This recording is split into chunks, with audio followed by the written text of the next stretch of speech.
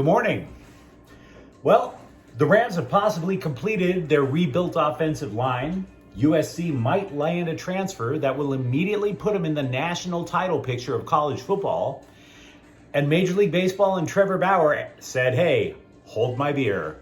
Good morning. I'm James. This is your daily dose of sports and snark for the greatest sports city in the world, Los Angeles.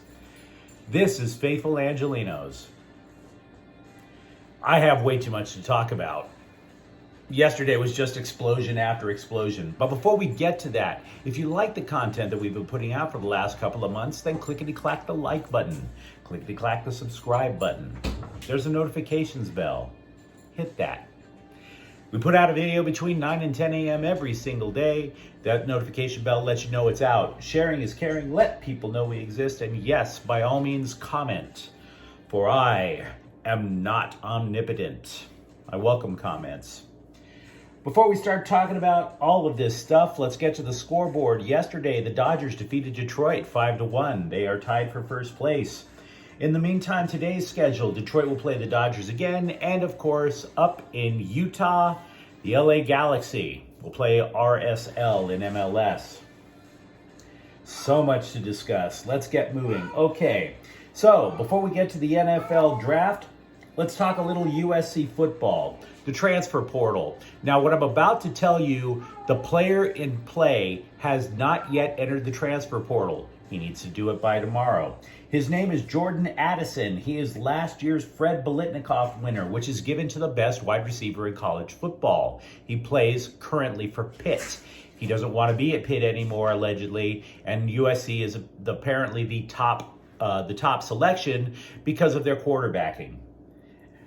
So since it hasn't been official that he's in the portal and he hasn't officially transferred, but all signs indicate that this is on the verge of happening, that player alone, the best wide receiver in football, yeah, USC is now a legit threat if that happens. But I can't help but think what Keaton Slovis is wondering. Keaton Slovis left USC and went to Pitt, right? All the way over in West Pennsylvania, he's sitting there going, wait, USC is screwing with me and I don't even play with them anymore? Life sucks, man. Sometimes you learn it when you're like age 20, 21. You learn that real quick. Also for USC, though, this is a transfer that did happen, a linebacker. Eric Gentry, he's coming from Arizona State. Now, he's a sophomore. He was the third best linebacker in the Pac-12 last year, according to some advanced metrics. Look, players are fleeing the Sun Devils. That program got caught up in a cheating scandal that involved both players and coaches. And he had 45 tackles last year as a freshman. This is a guy you're going to want to have, as, of course, USC has holes on defense. They're trying to figure out how to plug them. The LA Kings, it was made official. They are in the playoffs. The playoffs will start for them on Monday evening in Edmonton. I would love to talk about more, but unfortunately, there's way too much to get to here.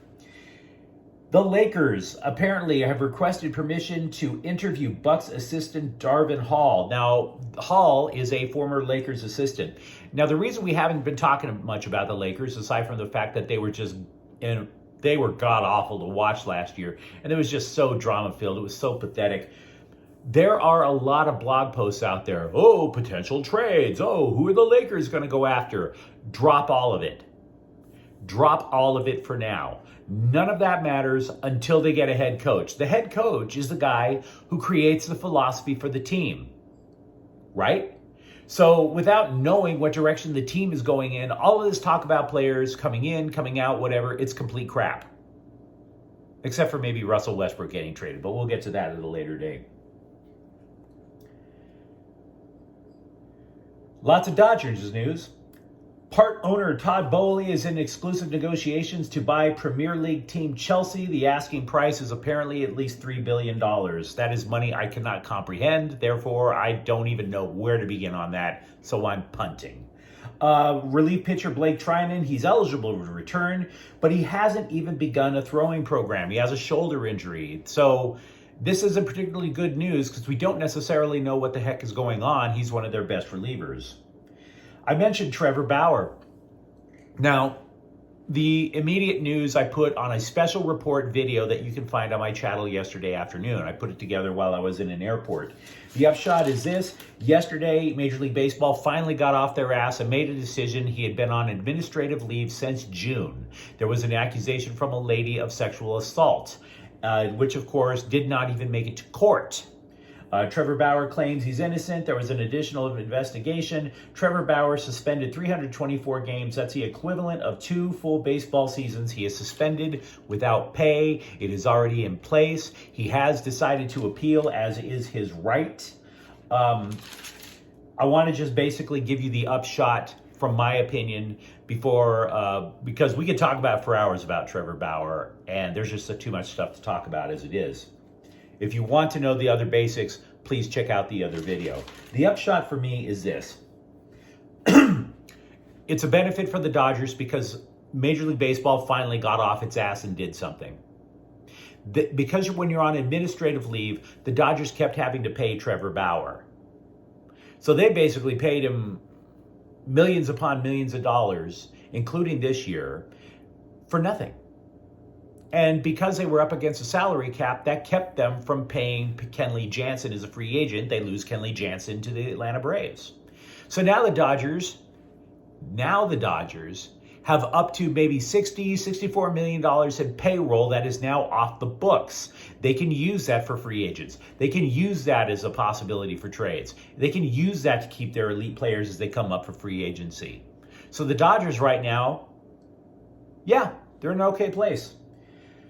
As for Trevor Bauer himself, I was not in that room, so I can't tell you what's happening. Or in this case, rooms. What do I mean by that? There is a third person who is now accusing, third lady I should say, who is now accusing him of sexual assault, accusing him of choking her out during sex.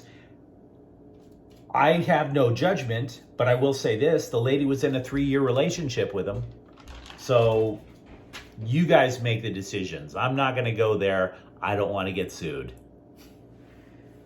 Here's my problem with people who are making over-the-top opinions about Trevor Bauer, however. It's not that I trust Trevor Bauer. It's that I do not trust the people who are making these opinions about Trevor Bauer. Okay? It never went to court. I'm not saying that makes him a good guy. And I understand if you were a lady, I wouldn't be swiping on his Tinder account either. But I'm just basically saying for sports writers, it's so easy for us to pass moral judgment when you haven't even seen the inside of a courtroom. Isn't that a little...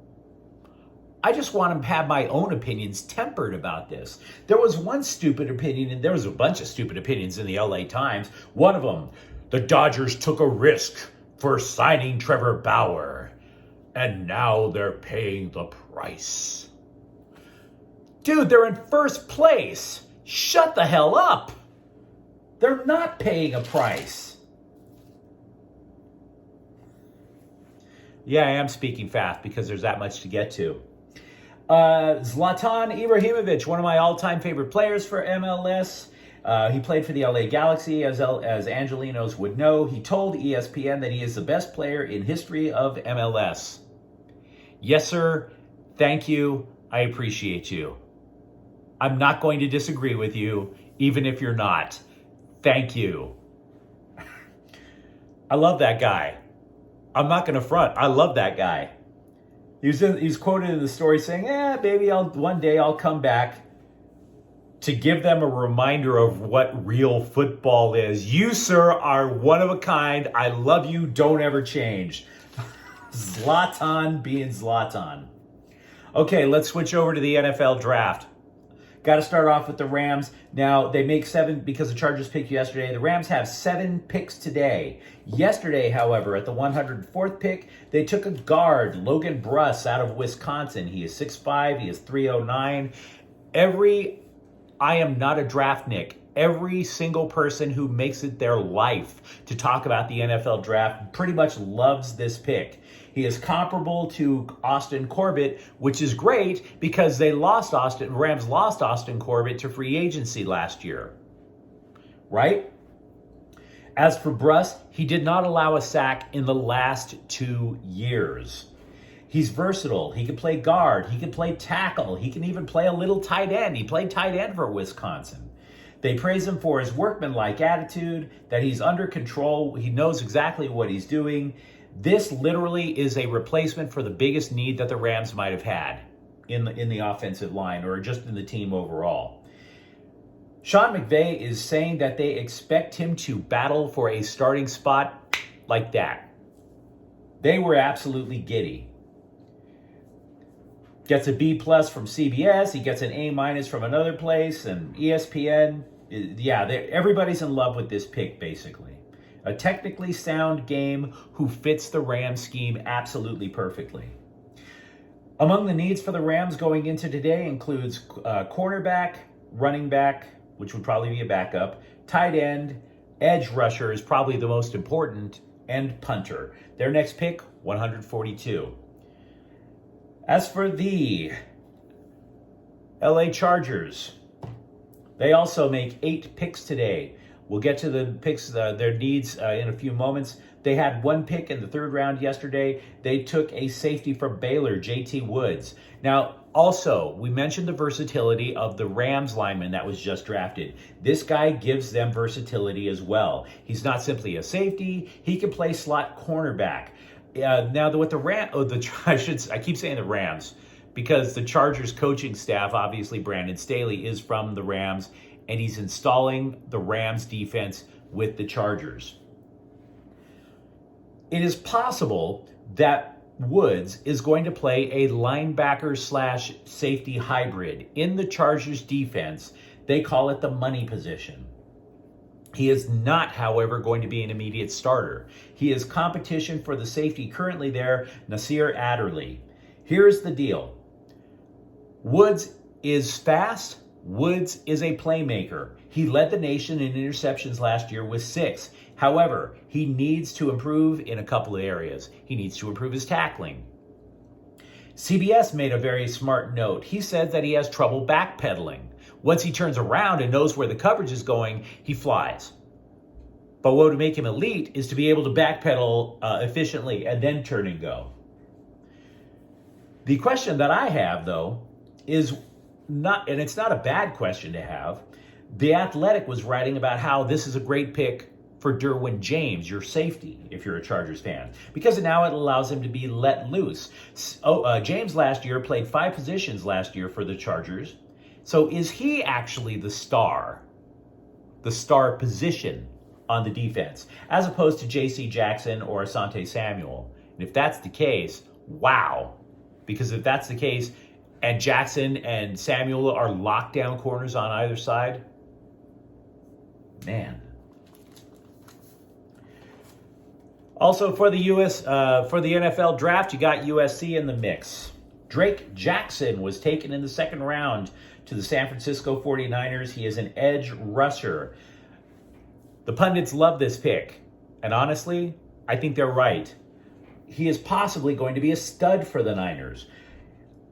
But what the thing that they have against him is what I was talking about when I did a USC preview earlier this week. They don't necessarily know what they're going to do with him. I mean, they know they're going to make him rush the quarterback. That is his primary strength.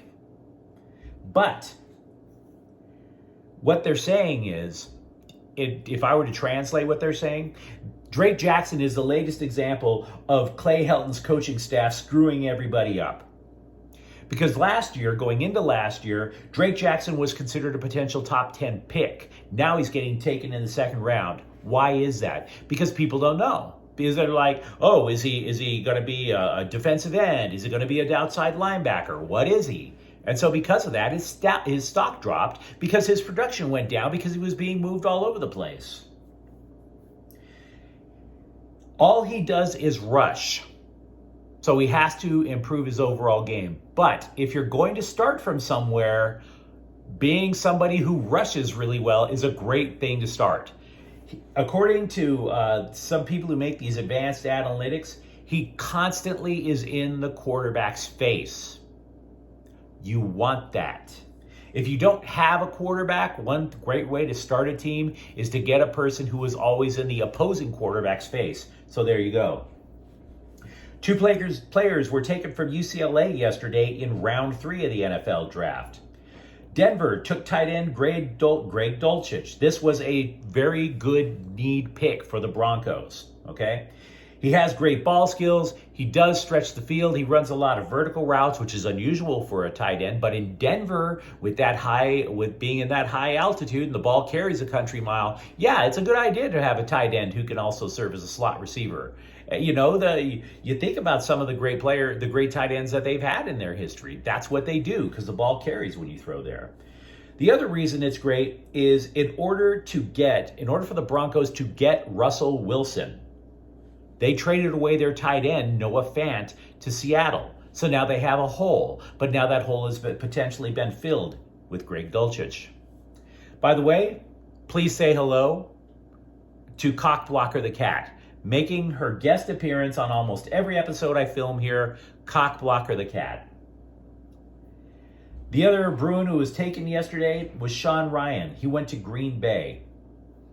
What I will tell you, again, I think it's a solid pick. I don't necessarily know if he's in a position to start right away. What they do like about him is that he is versatile. He can play guard. He can play tackle. He is a sound run blocker. Most pundits that I'm looking at say that he's probably going to wind up being a guard. But in the 3rd round, it's not a bad idea to go get a guard. Hell, look what the Rams just did. This is pretty much the longest video I've ever put out, and honestly, I have no desire to repeat it. There was just that much news going on, guys.